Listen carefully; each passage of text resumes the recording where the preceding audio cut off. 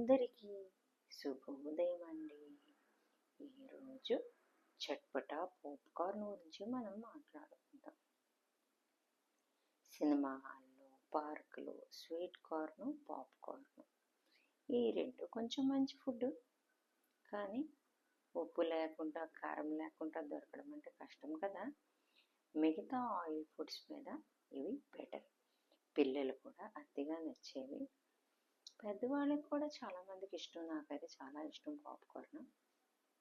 సరేనా, వీటి తాలూకా ఆరోగ్య ప్రయోజనాల గురించి మనం మాట్లాడుకుందాం. ఇది వెయిట్ లాస్కి బాగా పనికొస్తుందండి.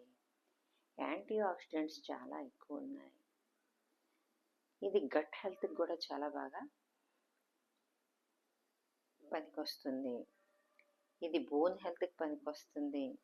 బ్లడ్ షుగర్ లెవెల్ని తగ్గిస్తుంది. యాంటీ ఏజింగ్, డైజెషన్ పెంచుతుంది. డిప్రెషన్ తగ్గిస్తుంది.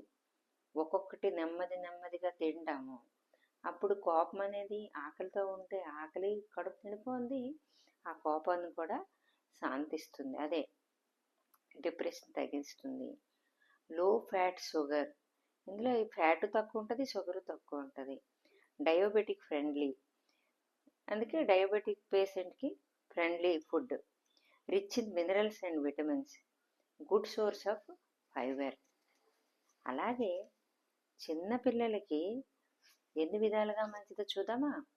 ఇది low calorie snack, gluten free, good source of fibre, మరి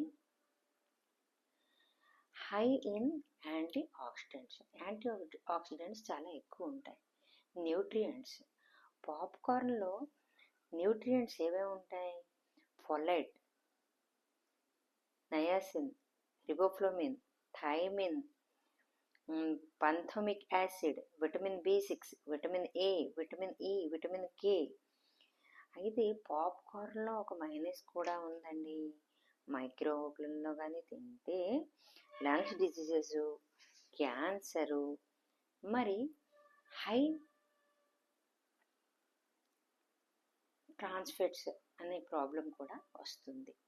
సరేనా, ఇంకొక విషయం, దీనికట ఎక్స్పైరీ అట ఉండదంటండి. అయితే కొంచెం ఫ్రెష్గా తింటే మంచిది, కానీ మెత్తగా అవడం ఏవో ఉంటాయట, కానీ ఎక్స్పైరీ అయితే మాత్రం ఉండదంట. ఇందులో ఏమైనా తప్పుడు ఇన్ఫర్మేషన్ కానీ ఇచ్చి ఉంటే నన్ను క్షమించండి, కానీ అన్నీ కూడా గూగుల్ ఇన్ఫర్మేషన్సే. ఓకేనా.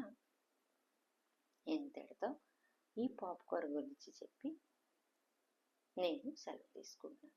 బిస్కెట్స్, చాక్లెట్స్, మిక్స్చర్స్, స్వీట్స్ పిల్లలు అడిగినప్పుడు ఈ పాప్కార్న్, ఫ్రూట్స్ కొంచెం అంతగా కావాలంటే మిరియాల పొడి, సాల్ట్ కొంచెం వేసి ఇవ్వచ్చు. ఇది నా ఒక సలహా. ఇంతటితో సెలవు తీసుకుంటున్నానండి.